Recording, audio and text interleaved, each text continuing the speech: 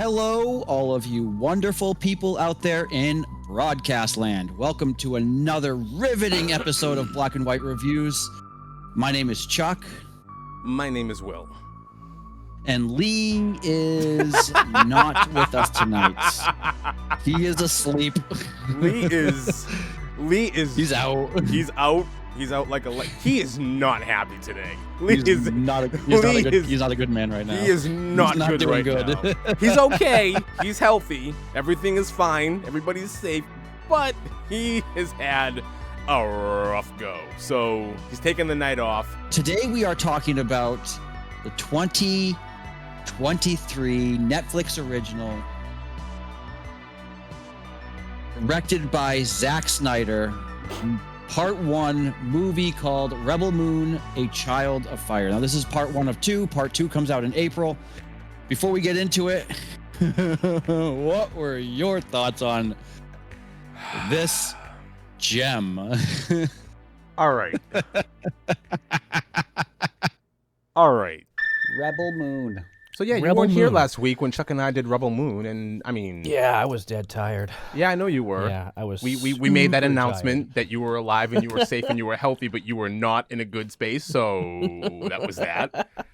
But yeah, man. Yeah. I mean, the video isn't edited or anything yet or ready to go. So I figured, hey, if you have any thoughts that you want to say about Rebel Moon, So I always, whenever I watch a new movie that's trying to be its own original thing, I always compare it. I mean, same with music too. I always do this music. Every time I'm like writing a song with a band, I always sit down. I always start making a joke and start playing the other song they sound like. Like we had a song that sounded like Sunday Bloody Sunday. I mean, we were talking about U2 earlier, but it was a song that my buddy wrote. And every time we played it, we just started singing, "I can't believe the news today," because it was just like, how can you not hear Sunday Bloody Sunday? So watching this, I do know that there were talks, or it was mentioned, that this was originally supposed to be like a Star Wars story, like a spin-off about a Rebel Moon type idea. But then it changed, and then they just like adapted it to be its own story. Well, it's very clear that this could have been Star Wars if a few things were differently done. But what I got out of it were a few things: Star Wars / Dune, Lord of the Rings, and Inglourious Bastards. That's how I would describe this movie. Lord of the Rings and Inglourious Bastards? Lord of the Rings in the sense of like you have this team that's building, working towards like, here's our mission, here's what we're doing. You've got my axe, like they were all kind of coming together in order to face, whatever they were getting ready for, and they had this journey. Now, obviously, the story's not done. This was part 1 of maybe just 2, maybe more. We don't really know. If they're gonna, is that guaranteed? Yeah, it's supposed to be a 2-part. It's been confirmed? Okay. Well, either way, great setup. Great start. Better than Dune. No offense to Dune. But I definitely got a bit of Lord of the Rings in certain points. I can't really pick it out now. It's been weeks, because I was planning on talking about it last week, but whatever. Inglourious Bastards.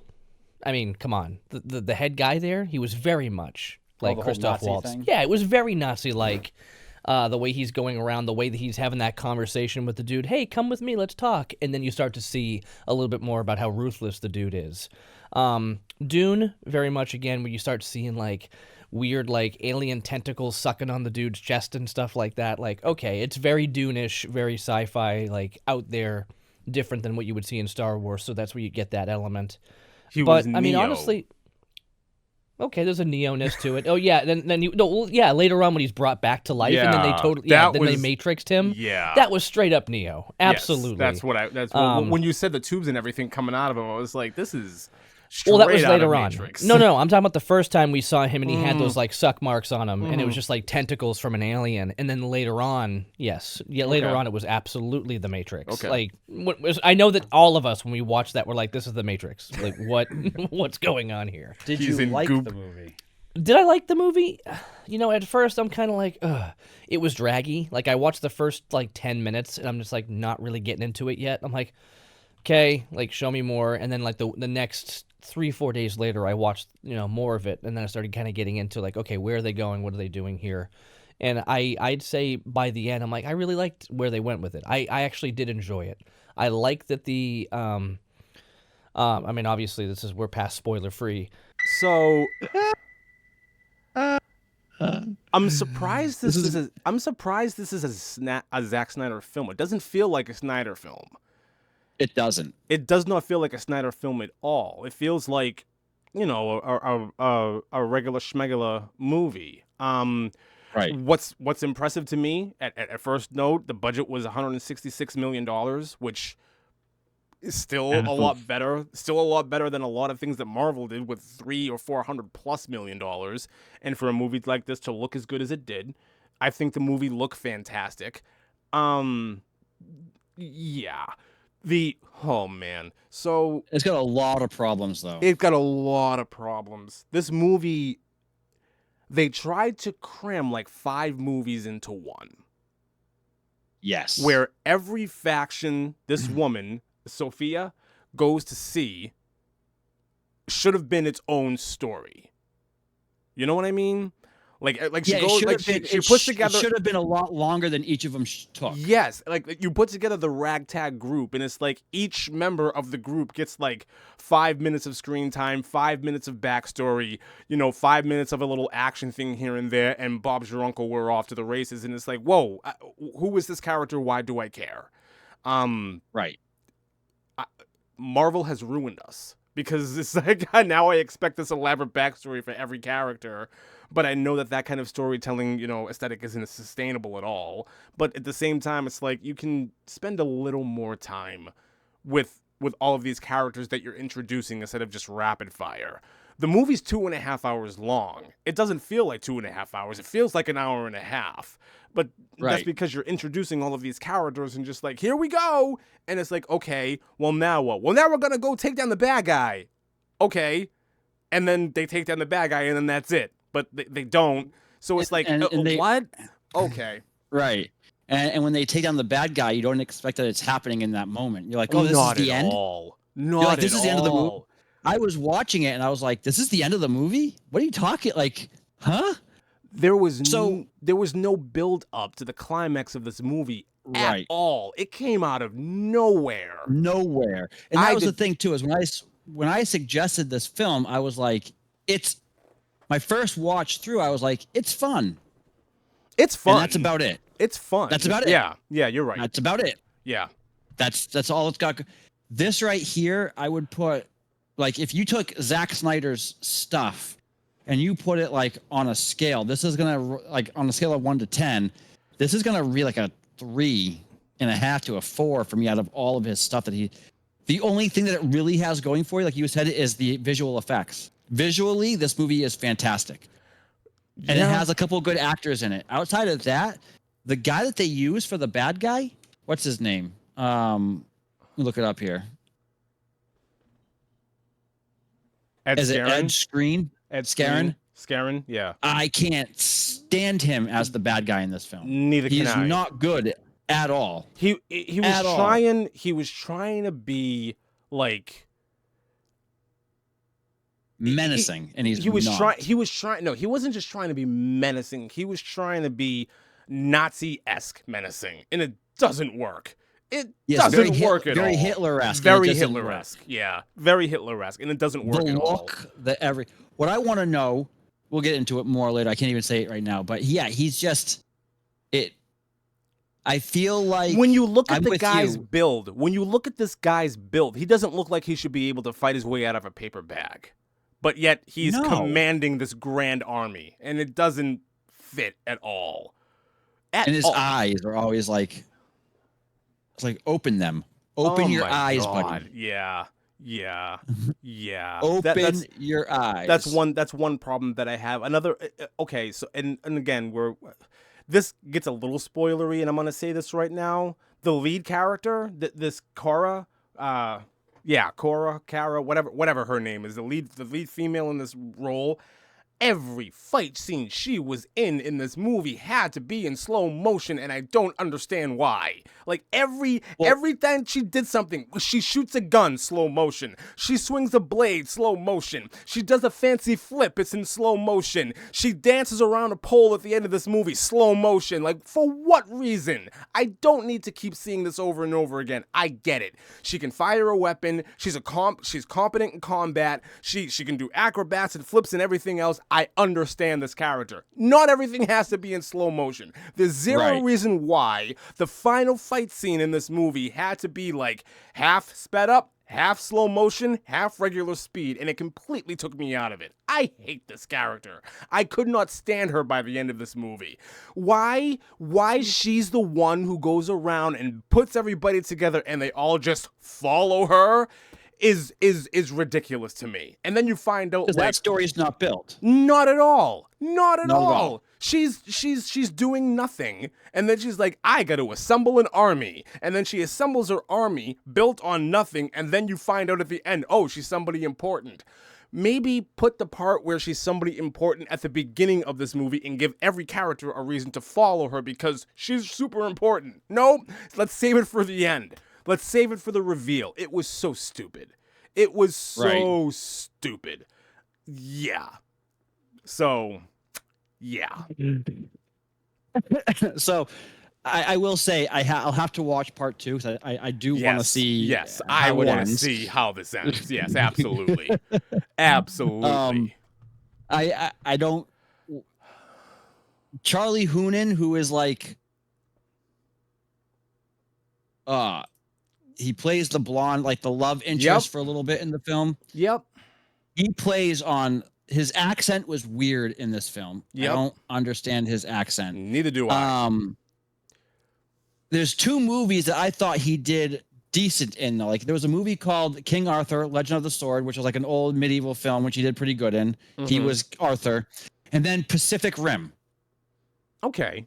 He was the main character. I loved Pacific Rim. Pacific Rim was like one of those. It was not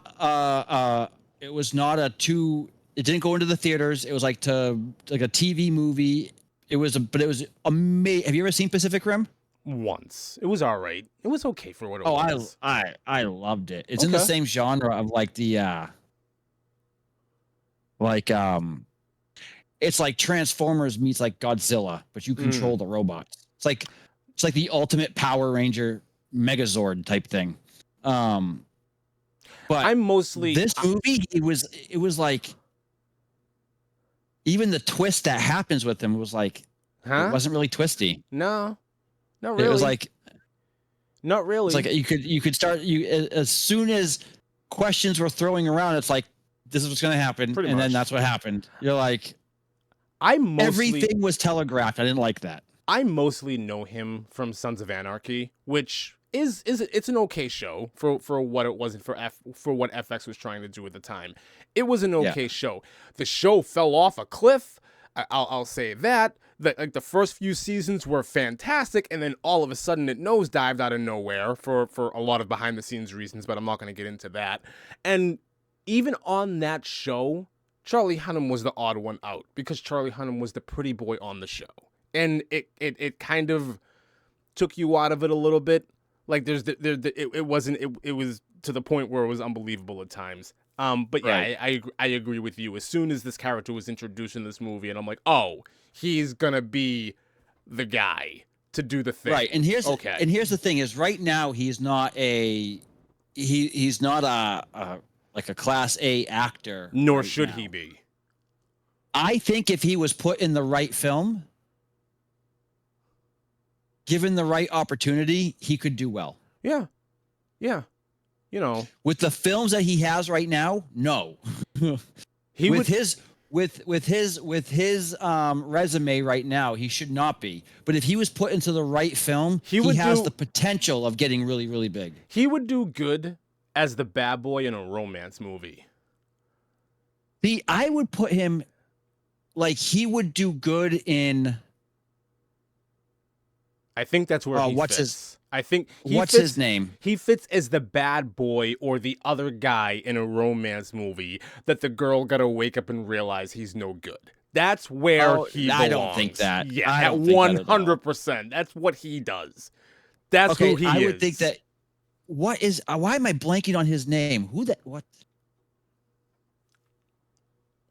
Blade Runner 2049. What was the main character's name? Ryan Gosling? He could replace him if he was put into a movie like that. He was put in, like in Gray Man, that's a Netflix original. He would do good in that movie. I could see something like that. Ryan Gosling also does a lot of the Pretty Boy movies as well too. Yeah, but Ryan Gosling like the can Notebook. also. Yeah, but Ryan Gosling can also do Blade Runner. Now, but for the longest time, he was typecasted the same way this guy is. Charlie Hunnam will never be in a Blade Runner movie. That's not. No, he doesn't. I'm sorry. I don't think he has the chops. I don't think he has the acting chops to ever do anything like that. I think giving up, I think he could. Look, I don't think he'll be given the opportunity. Crazier things have happened. I'll say that crazier things have happened. You know, I thought the same thing about Bryan Cranston for a long time before Breaking Bad happened, and then all of a sudden he became the greatest actor in the world. So you know what? Crazier things have happened. I'll give you that. Leonardo DiCaprio became a good actor after 20 years. Wow. I will give you that. I don't see it. I don't see him. And I think that's the thing is until we ever saw it happen, it would be hard to. I just see it like Ryan Gosling is not a massive superstar actor. No. But this guy could be on that level. This Sophia Boutella, the main character who played Cora, no idea who she is, no idea where she came from. Zero. What I would have done is this kind of movie, if you reversed the roles and made him her and her him, it would have worked out better. So she was in the remake of The Mummy, 2017. She was in Atomic Blonde. That was a horrible movie. Yes, it was. She was in Atomic Blonde, which was another horrible movie. She was in... Never saw it or heard of it. She was in Kingsman back in 2014, which is an okay movie. I don't remember her in it, though.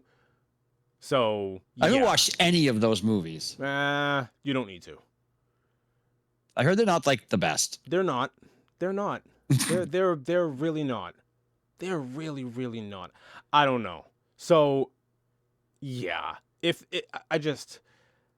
oh my god, most of my problems with this movie I've said. I thought the action pieces were actually pretty good. I thought the choreography in the movie was pretty good.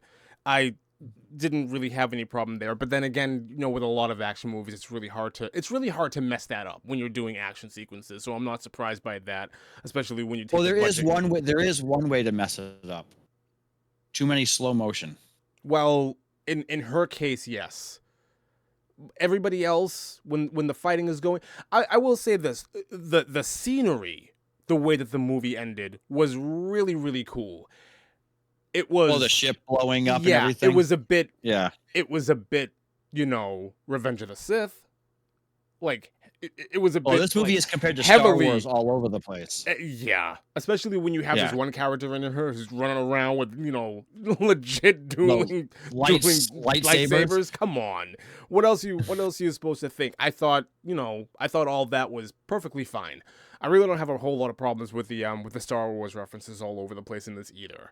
I wish the movie took its time to tell this story and make me more attached to a lot of these characters. It just didn't do it. Here's this character. We're done. We're moving off. Right. This should have been a trilogy. Yeah. Not just a 1 and 2 and done. Yeah. It should be a trilogy. Each movie should be about 2 hours and 45. And give it a good story. The first act of this movie should have been a trilogy.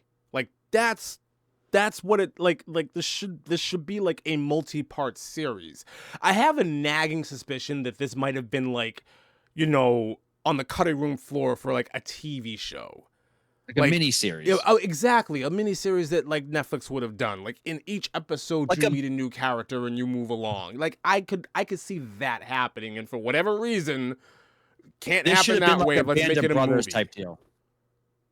Yeah, Like Band of Brothers, like a short mini series. Yes. Each one's like an hour and a half long. Yes. 5-6 episodes. Yeah. Call it a day. Yeah. That would have been perfect. I agree with that 100%. I agree with that. That would have been perfect. 100%. Well, Even, if you're willing to get like fully into it now, I am. yeah, let's too. go. Go for it. So Go cool. for it. So for those listening or watching on YouTube right now, thank you for listening and watching on YouTube. Moving forward, the remainder of this video and our pretty faces will be on Patreon. You can find us at patreon.com/blackandwhitereviews.